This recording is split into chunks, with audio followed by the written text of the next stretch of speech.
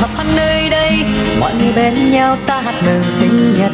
1, 2, 3 ta cùng thôi tắt nên happy birthday to you.